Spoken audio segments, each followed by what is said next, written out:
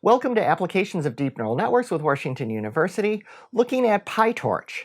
This is the first video in this class that I'm now creating for PyTorch as well. There was a version of it for TensorFlow that I continue to support. So this is a newer one. Not all of the material is done, and you're going to see these come out one by one as I start to move the entire course, copy the entire course over to PyTorch. So you'll want to subscribe to the channel, and that way you'll see the new videos as they come out, and you can move through the course. I hope to finish it over the fall 2022 semester and really have it ready to go by 2023, January. We'll see if I make that or not. Hopefully I will. Do you like the idea that I am creating a PyTorch variant of this course? Let me know. Click the like button. Let me know in the comments, and let's get started. First of all the material is here on the GitHub repository. You can see all of it here. If you just go right to the master branch, then you'll be in TensorFlow world. What you need to do is switch it over to PyTorch, and now you are in the PyTorch version. We're going to go ahead and look at this first class. Now, as of the recording of this video, I'm up through about module 5 on modifying the code, and I'm just starting to record the videos. So you'll see the videos kind of come in as I finalize the Jupyter notebooks and get this underway. All of the material in this course is completely in the notebooks. It's laid out very much like a book. You've got code intermixed with text and figures and equations describing it. And if you so desire, now I haven't created the PyTorch version, but for TensorFlow, you can even get it as a book. So I have that on Amazon, and you can get the PDF for free and print it out. So it's all available. This is all available really for free for you to take a look at. Now, if you're taking this at Washington University, and I don't offer it in PyTorch yet at WashU, we'll see how that goes. Let me know what you think of that in the comments as well. And some of you might be students from Washington University checking in on this before I quite have it ready, completely done through everything. So I design everything to be able to be ran in Colab. And Colab does support PyTorch right out of the box. So I make sure that it's compatible with whatever version is running in Colab of PyTorch. And each module has these parts. Now, this is not completely up to date yet because I can't put the links into the videos until they exist.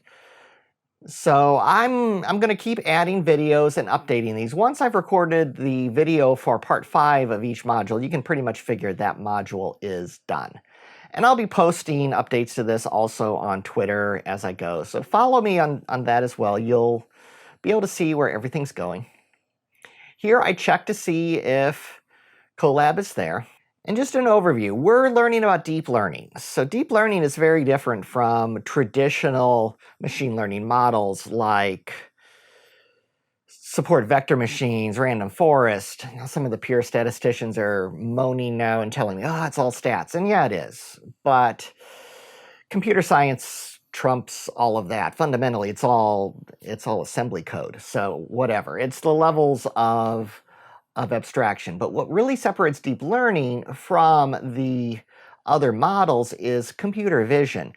That you can't just put in a vector that you could rearrange however you wanted to, like in a random forest.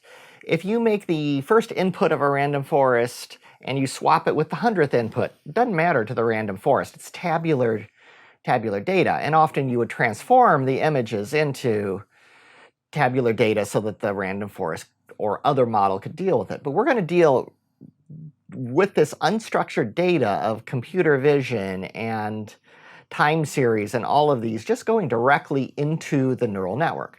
Also, the output from a neural network can be images or audio or text or any of that, where you can do it with a lot of post-processing on a random forest, but it doesn't just do it right out of the box. So here are the four sort of luminaries of deep learning. We'll use a lot of their papers and code throughout this. Jan LeCun, Geoffrey Hinton, Yoshua Bengio, and Andrew Ng in that order. All started in academia, but when corporate America and corporate everywhere, not just America, throws money at you, you tend to dip your toes into industry as well as academics. Certainly that is the case for many, if not all of them. So what is deep learning?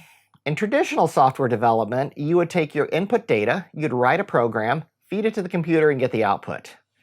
Now, the computer does sort of the programming. You give it the input data, you give it what the output that you expect from that input, and then the computer, the machine learning, generates the program code.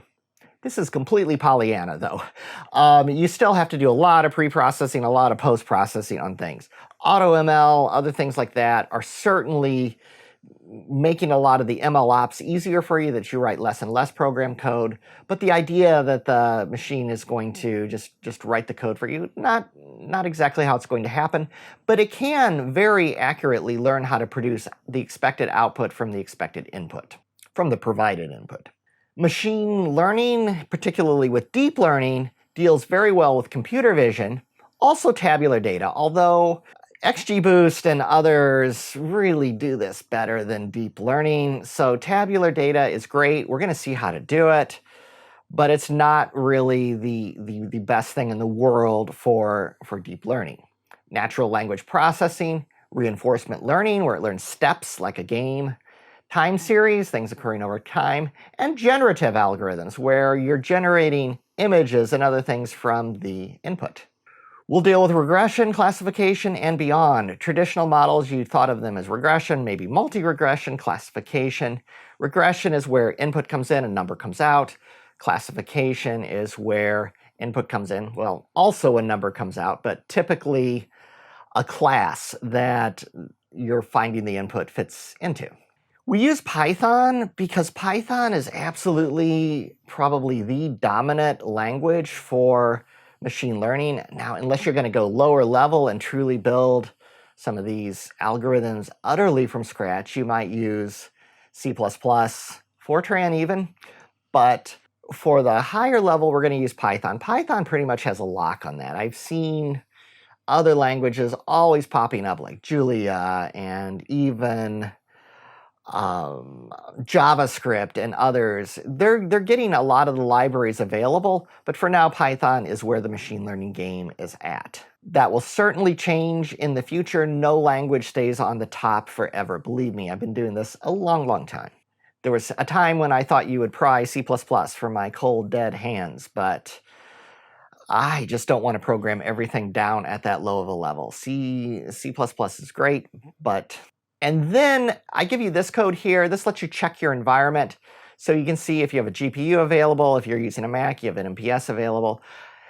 I recommend using Colab at first. I have advanced GPUs on machines. I still use Colab a lot, more than I care to admit. So that's the introduction to the first class. Have a look, if you're in WashU, have a look at the Module 1 assignment. It's really just testing the C that you can use the automatic assignment submission. Was this useful? Do you like the idea of this being in PyTorch? If so, like the video.